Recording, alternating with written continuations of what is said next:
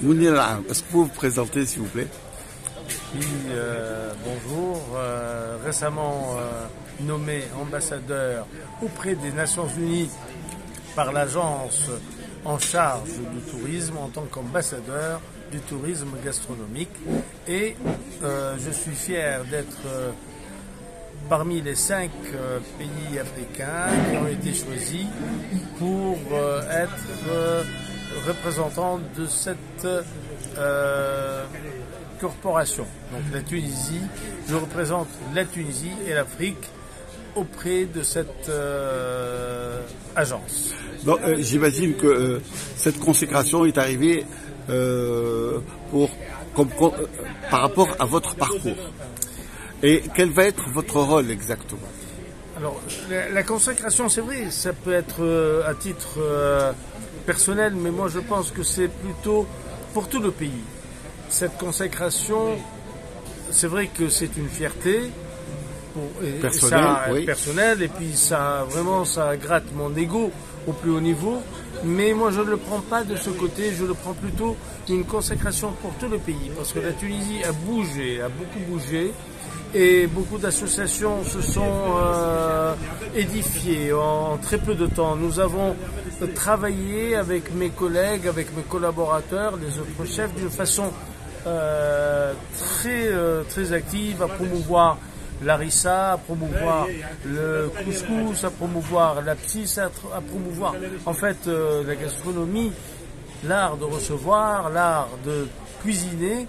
Et puis la transmission du savoir de ses ancêtres, ses recettes ancestrales, des moins jeunes vers les plus jeunes. Donc tout ceci, je pense, j'ai été peut-être un porte-parole de mes collègues, et c'est peut-être pour cela que mon nom un porte-parole assez actif. Est-ce qu'on peut se permettre de dire que actif sur la route culinaire, est-ce qu'on peut s'exprimer comme ça? Oui, il est actif sur la route culinaire, en fait, à part le temps... Quand on est cuisinier, quand on est chef de cuisine, on ne compte pas le temps qu'on passe en cuisine. On passe peut-être 14, 16, 17 heures. Et puis quand on est vraiment passionné, on est passionné pour la transmission du savoir et puis pour notre beau drapeau qui est blanc et rouge avec cette belle étoile, avec ce beau lait qu'on appelle chez nous, cette belle étoile, et que vraiment on veut le mettre en valeur. Nous avons aussi des traditions culinaires assez importantes. Là, on ne compte plus les heures et les minutes. Et puis on revient, on va faire des recherches. Et quand on monte dans les recherches, on arrive à 10 000 ans d'histoire avec la civilisation capsienne qui est bien présente dans la ville de Gafsa, de la ville de Gasserine, Felmetlaoui, en allant vers l'Algérie. Donc là, on trouve nos racines, on trouve nos ancêtres qui étaient là bien avant la civilisation numide, qui étaient donc les parrains du couscous, le couscous qui a été inscrit au patrimoine, qui a été inscrit au patrimoine immatériel de l'humanité comme étant un produit qui appartient à l'Afrique du Nord. Cette Afrique du Nord qui est au cœur de la Méditerranée. La Tunisie est à la pointe de la Méditerranée, un excellent point de rencontre, des épices, des étoffes, des marchandises, de l'huile d'olive, de l'olivier, du raisin, des herbes aromatiques.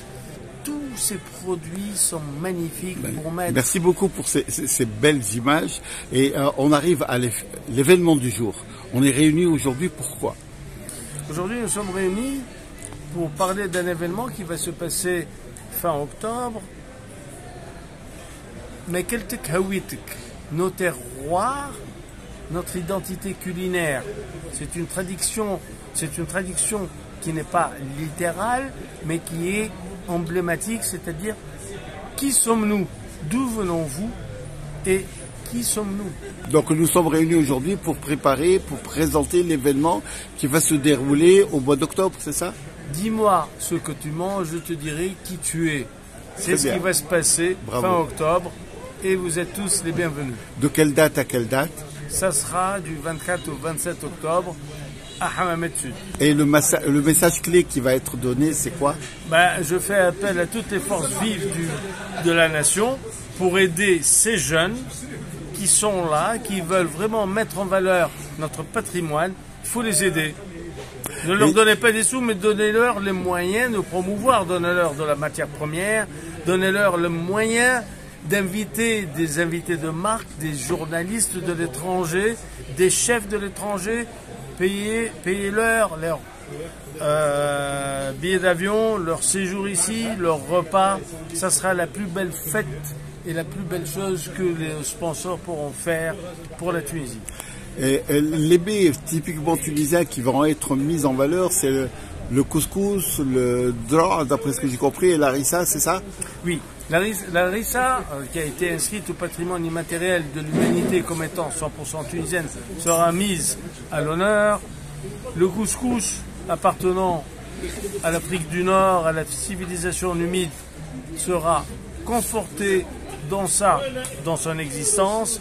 Et le millet dra, qui est un produit de l'Afrique, qui appartient à toute l'Afrique, sera mis en valeur parce que l'année dernière, il n'a pas été suffisamment...